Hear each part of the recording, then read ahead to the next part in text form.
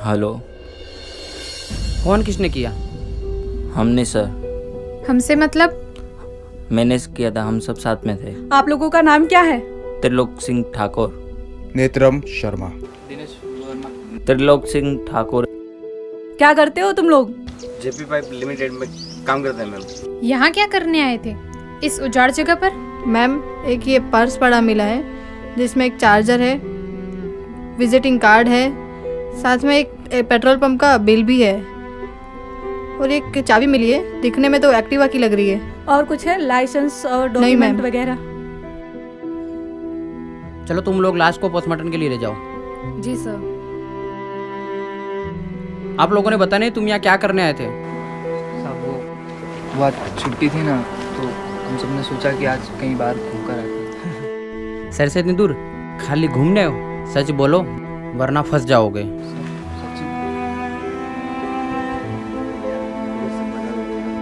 में नहीं पढ़ना सर।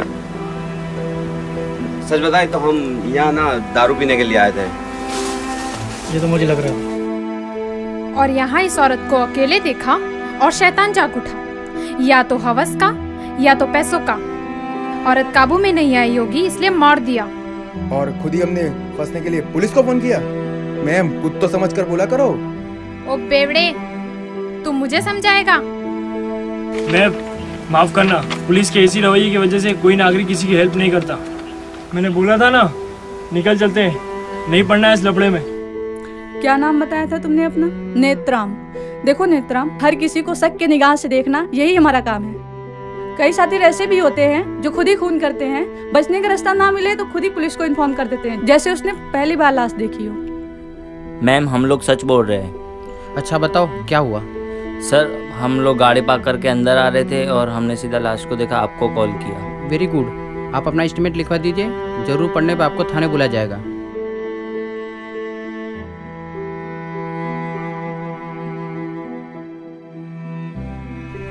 मैडम मुझे चोरी और लूट का केस लगता है। जैसा दिखता है वैसा है नहीं। बहुत सोची समझी साजिश और प्लान के साथ किया हुआ मर्डर है और चोरी लूट का केस दिखाने के लिए ये प्लान किया है। पॉइंट नंबर 1, औरत के पर्स में व्हीकल की चाबी है। चारों ओर नजर घुमाओ, व्हीकल नहीं है। पॉइंट नंबर 2, पर्स में चार्जर है लेकिन मोबाइल नहीं। लूटने वाला मोबाइल लूटता तो चार्जर क्यों छोड़ता?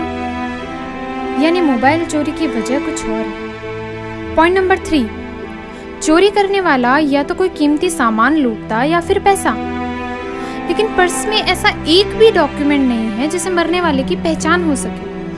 और सबसे अहम मुद्दा यानी कि पॉइंट नंबर 4, ये औरत यहाँ पर आई कैसे?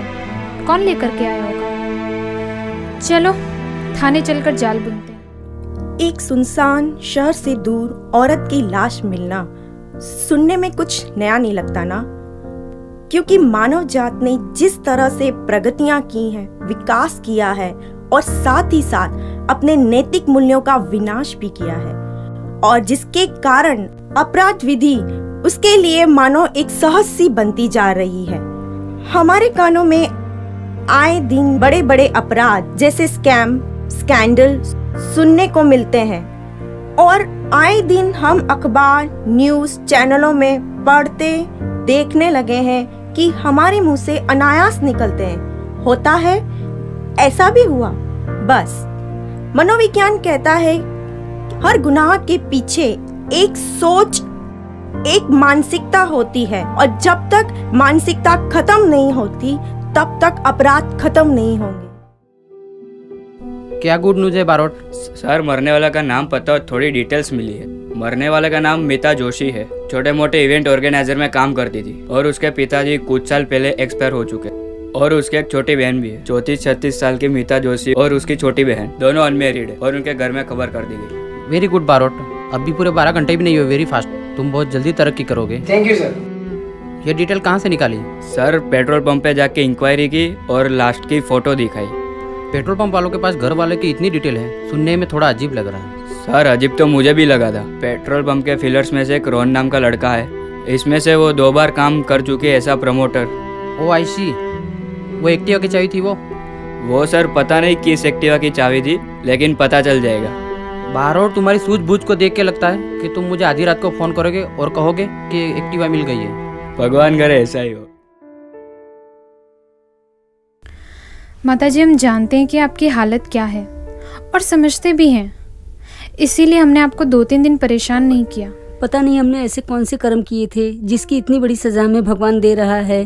भगवान ने इतनी बड़ी सजा दी, हमारे ऊपर आज इतनी बड़ी बिजली गिरा दी। पता नहीं ऐसा मेरे साथ ही क्यों हो रहा है। आप थोड़ी सी हिम्मत रखिए, बस आप हमारी थोड़ी सी मदद कर दीजिए ताकि हम उस कातिल तक पहुंच सकें। मैम, सारी गलती ना मेरी माँ की है। मैंने पहले ही मना किया था, इसका ये सब काम बंद करवा दो और शादी करवा दो। खुद तो कुछ करती नहीं थी, एक बहन थी वो भी सहन नहीं हुआ। कम से कम उसकी आत्मा को तो शांति से रहने दे। देखिए, आप दोनों से मेरा निवेदन है कि आप बस हमारी थोड़ी सी मदद कर दीजिए। कहिए मैम, क्या जानना चाहती हैं? सबसे पहले उनका मोबाइल नंबर और उनके दोस्तों के लिस्ट। आइए। माता जी, आपको किसी पर शक है?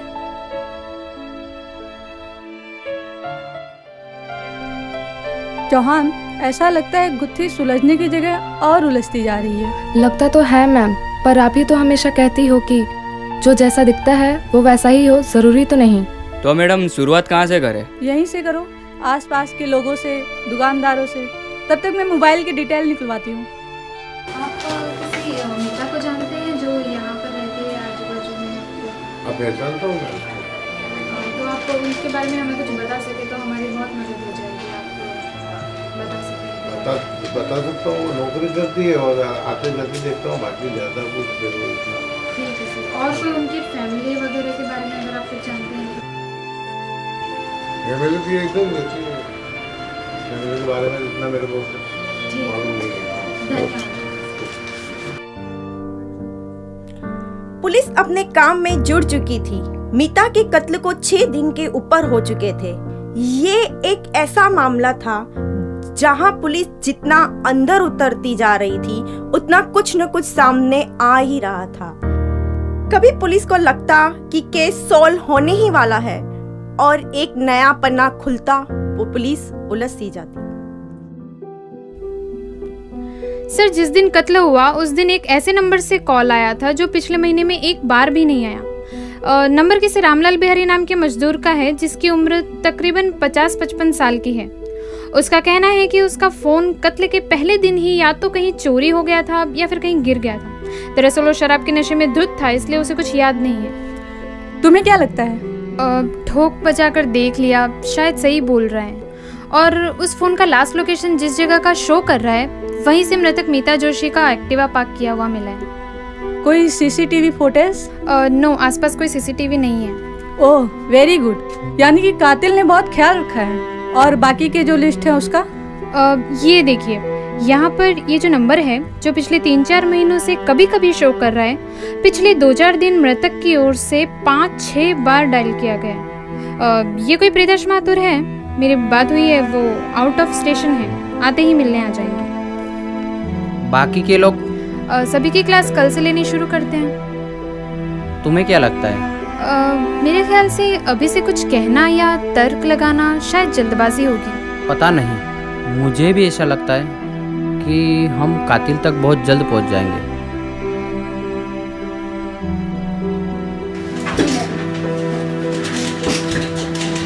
तो कुछ बात हुई इनसे? नो मैम, बस आपका ही इंतजार कर रहे थे। आप इस केस के बारे में जानते ही हो, मीता जोशी को भी जानते थे। कब से और कहां से और क्या क्या जानते हैं, आप शुरू से लेकर अंत तक बताइए और सब याद करके बताइए। मिस्टर प्रीतेश, आप हमें जो कुछ भी बताएंगे वो सब आपका ऑफिशियल बयान माना जाएगा। Okay madam, can I ask you a question? या श्योर। क्या आप लोग मुझ पर शक कर रहे हो? हम उन सब पर शक कर रहे हैं जो मीता जोशी के कांटेक्ट में हैं। दरअसल हमारा काम ही है शक करना।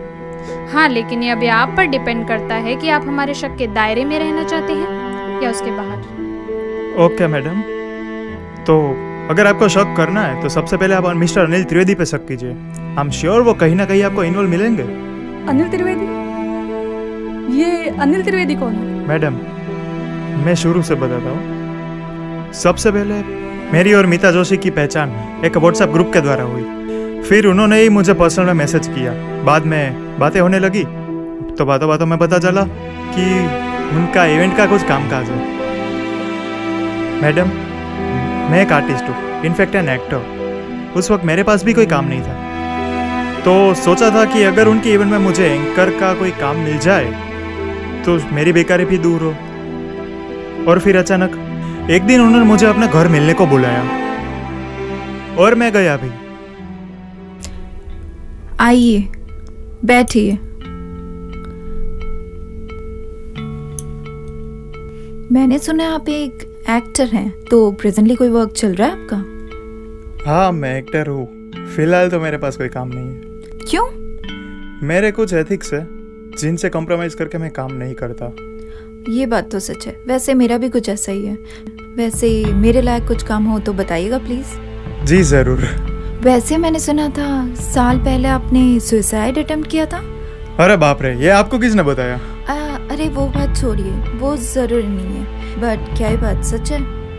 जी हाँ, ये बात सच है। वैसे सब जानते हैं ये बात। काफी कोशिश की थी ऊपर जाने की, लेकिन ऊपर वाला हर बार लात मारकर भगा देता था। जा बेटा जा, अभी तो बहुत भुगतना बाकी है। Oh my God, but seriously, मतलब आपको देख के लगता नहीं है कि आप जैसे स्ट्रॉन्ग और विल पावर वाला इंसान जो हमेशा एक एटीट्यूड में रहता है, वो सुसाइड अटेम्प्ट करे? बिलीव नहीं होता। सभी का यही मानना है। बट वजह क्या थी? मेरे कुछ फंडे थे, एक बड़ा प्रोजेक्ट हाथ में लगा था, पेमेंट करने वाली पार्टी ही भाग गई। Oh my God. तकरीबन 18 लाख का कर्जा था मुझ पर, इसलिए। इतनी छोटी सी बात के लिए सुसाइड? आपके लिए होगी, मेरे लिए तो नहीं थी। मेरे साथी कलाकार बहुत छोटी कक्षा के थे, काफी उम्मीदें लगाकर बैठे थे वो मुझसे। ओह, वैसे उन लोगों से ज्यादा पैसों का नुकसान तो आपका हुआ होगा।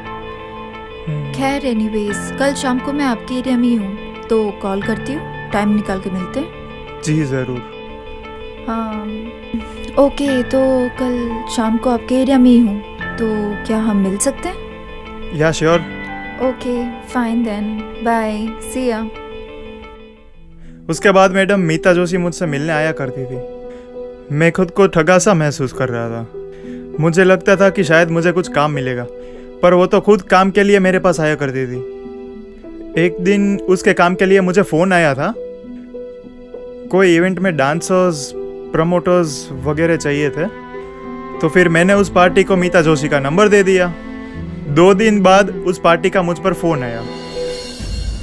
अरे यार, ये मीता कौन है? मतलब क्या करती है? अरे ज़्यादा तो मैं नहीं जानता हूँ, बस 3-4 बार मुलाकात हुई है, इतना ही पता है। क्यों, कोई लोचा हुआ है क्या? अरे भाई, वो लड़के लड़कियों के सिर्फ फोटोज भेजती है, बायोडेटा नहीं। 2-3 बार मांग चुका हूँ। मुझे लगता है इसने कभी प्रोफेशनल वर्क नहीं किया है। तो तू साफ बोल देना भाई, इस तरह से काम नहीं होता है। अरे भाई, कोई और होता तो बोल देता। तेरे रेफरेंस की लेडी थी इसलिए तुझे बताया। उसको बोल ऐसे काम नहीं चलेगा। चल, बाद में बात करता हूँ। उसके बाद मीता ने मुझे अपने पार्टनर से मिलवाया।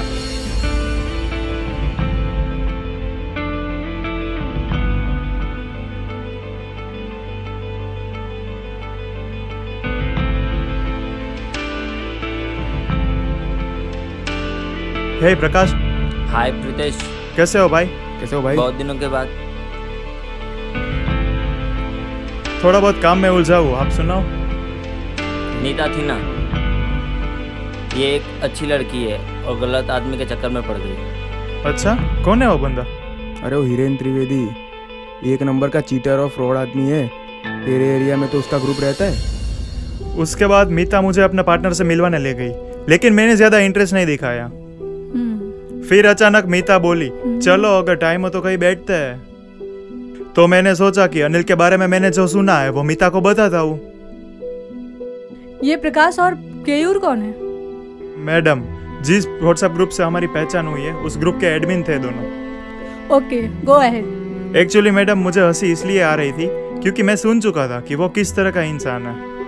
वो तो एक चीटर है, और जैसे कि मीता ने बताया, पैसे दिए हुए करीब 8 महीने होने को आए थे और पैसे वापस ही नहीं आए थे। समझ चुका था मैं। फिर क्या हुआ? फिर मीता ने बताया कि घर में झगड़े होते रहते थे, आंटी के साथ रिलेशन बिगड़ चुके थे, और जब वो अनिल से पैसे मांगती थी तो अनिल उसे इमोशनल ब्लैकमेल करता था। कहता था अभी थोड़े फाइनेंशियल क्राइसिस है, प्रॉब्लम है, तकलीफ है वगैरह, जब पैसे आएंगे तब दे दूंगा। सुसाइड करने की धमकी देता था। तो फिर मैंने बोला कि तुम एक काम करो ना, अगर कोई दिक्कत ना हो तो फिर अपनी आंटी से ही बात करवा दो। लेकिन वो तो पहले ही करवा चुकी थी। आंटी ने बोला कि भाई हमें क्या है, हमें क्या लेना देना, हमने तो तुम्हारी सूरत देख के पैसे दिए थे ना, अब तुम लिपटो, तुम जानो। और फिर उसके 2 दिन के बाद मीता जोशी का मुझे फोन भी आया। हेलो। क्या कर रहे थे? नथिंग, न्यूज़ देख रहा था। क्या हुआ, कोई काम से फोन किया क्या? हाँ यार, वही कचकच गजगज मगजमारी, वही टेंशन फिर से चालू होगी। अरे तो फिर उस अनिल को फोन करके बोल दो ना कि बस भाई अब बहुत हुआ, तुम पैसे लौटा दो वरना मैं जा रही हूँ पुलिस स्टेशन। प्रीतेश, क्या तुम प्लीज इसमें से मुझे बाहर निकलवा सकते हो? किसी भी तरह बस मुझे इसमें से बाहर निकालो। हाँ जरूर, लेकिन 50% कमीशन लगेगा, यानी कि पूरे 1 लाख। मतलब? अरे मीता, ये दादा लोग, भाई लोग कमीशन और सुपारी ऐसे ही तो लेते हैं। ओके डन, बस तुम किसी भी तरह इसमें से बाहर निकालो, चाहे आधे पैसे लगे तो लगे, कोई बात नहीं। सुबह मिलते हैं। उसके बाद? मैडम, मैं इन्वॉल्व हुआ, उसे समझाया, डराया, धमकाया, पुलिस की धमकी दी। उसके बाद जाकर उसने 2-3 किस्तों में पूरे पैसे वापस किए। यानी कि आप लाख रुपए कमा कर बैठे हो? अरे नहीं मैडम, मैं कोई थोड़ी ना भाई या गुंडा हूँ। आप चाहे तो मीता की माता जी से पूछ सकती हो, वो तो मैंने मजाक में किया था। हाँ, ये बात अलग है कि उसके बाद जब भी हम मिलते थे तो वो ज़बरदस्ती चाय नाश्ता का बिल खुद पे करती थी, और कभी कभार मुझे उधार की भी ज़रूर पड़ जाती थी उससे, तो वो आसानी से वापस भी नहीं लेती थी। अक्सर बोला करती थी, अगर तुमने चाहा होता तो फिर आसानी से 1 लाख रुपए रख सकते थे ना। तब तो आपके रिश्ते मजबूत हो गए होंगे ना? बिल्कुल मैडम, वो मेरे घर पे ही आती जाती रहती थी। फिर पता नहीं अचानक उसके फोन और मैसेज आने बंद हो गए और मैं भी अपने काम में उलझा रहता था। मैडम, उसके कत्ल की अगली शाम को शायद वो मुश्किल से 2-4 महीनों में उसके 5-7 कॉल आए होंगे। क्या बात हुई थी उस दिन? कुछ खास नहीं, वही उसके घर की रोज की मगजमारी, बहन का टेंशन, शादी का फोर्स, और हाँ, उसने बताया था कि एक बार अनिल उसे कहीं मिल गया था और बहुत बुरी नजर से देख रहा था। इसलिए मुझे डाउट है कि शायद ये घृणित कार्य अनिल त्रिवेदी ने ही किया होगा। थैंक्स, आज के लिए इतना काफ़ी है। बाय द वे, आपसे एक रिक्वेस्ट है कि अगर आपको शहर से कहीं बाहर जाना हो तो हमें इन्फॉर्म करके जाइएगा। आप इस केस के मुख्य किरदार हैं। Sure ma'am, thank you.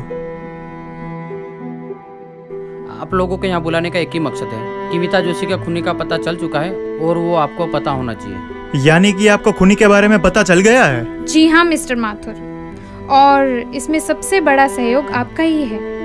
अगर आप नहीं होते तो शायद ही हम कातिल तक पहुंच पाते। Yes ma'am, thank you. तो बात की शुरुआत करते हैं मिस्टर अनिल त्रिवेदी से।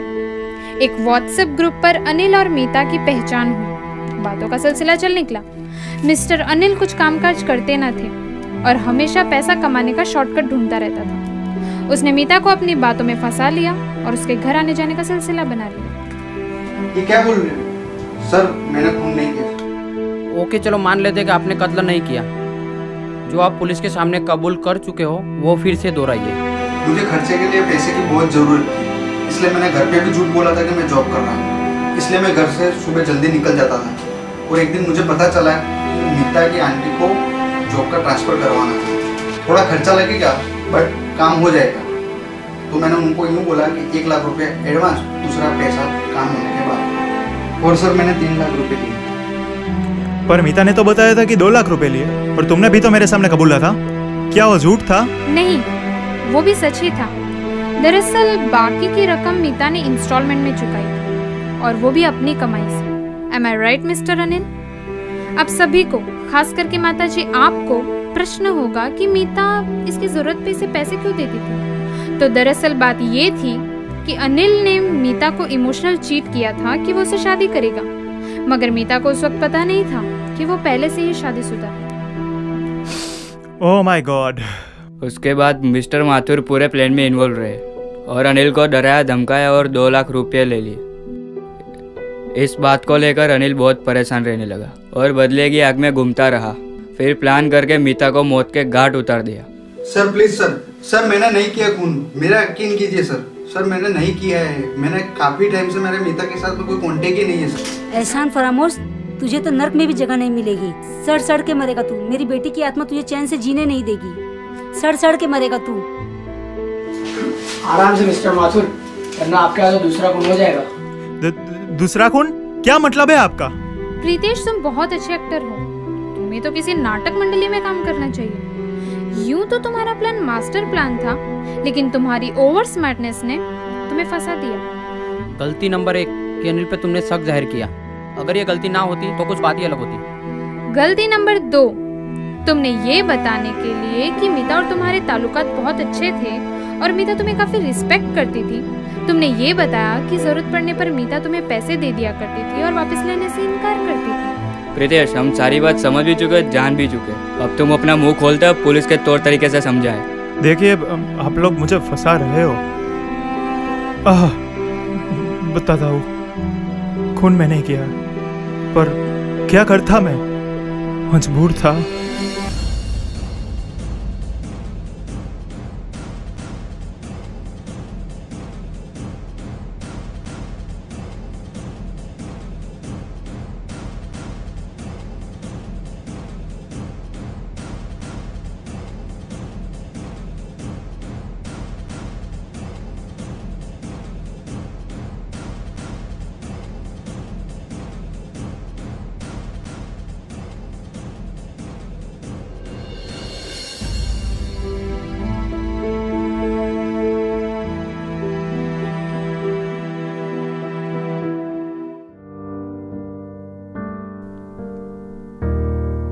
ये पुलिस की मुत्सद्दी ही थी कि असली कातिल तक पहुंच गई।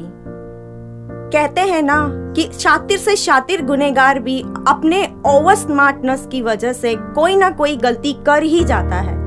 प्रीतेश से भी यही गलती हुई। उसे लगा होगा कि पेट्रोल की रसीद उसका क्या बिगाड़ लेगी, और उसी रसीद ने आज उसे सलाखों के पीछे पहुंचा दिया। हमारे चारों ओर आजकल ऐसा माहौल बन गया है कि ये समझ पाना बहुत ही मुश्किल हो गया है कि किससे दोस्ती की जाए, और परिवार के बड़े बुजुर्गों को भी अपने बच्चों के संबंधों को लेकर संजीदा होना जरूरी है, और कुछ समझदारी उन्हें भी दिखानी होगी।